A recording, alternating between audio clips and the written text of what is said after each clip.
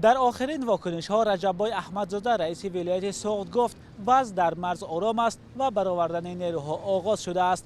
رجب‌بای احمدزاده که حالا در شهر اسفر قرار دارد روز 3 اپریل در صحبت با رادیوی آزادی گفت شب گذشته وضع آرام بود و یگان حادثه ناخوش نشد. هرچند برخی از ساکنان گفتند که شب گذشته تیرپرانی‌های پراکنده را شنیدند. گفتگوها آغاز شدند. کمیشه بین تاجیکستان و قرقیزستان تشکیل شده است.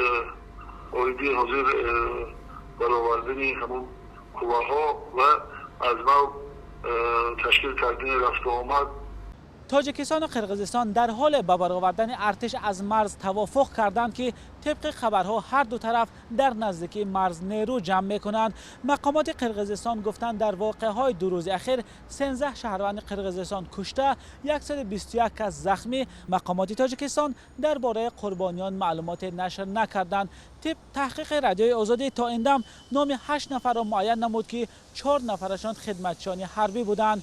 خبرگزاری آزیا پلوس از قبل منابعش در حکومت شهر اسفر نوشته است تعدادی هلاک شدگان از طرف تاجیکستان 10 نفر می باشد. به نوشته خبرگزاری از جانب تاجیکستان بیش از 90 نفر در واقعه‌های 2 روز اخیر زخمی شدند.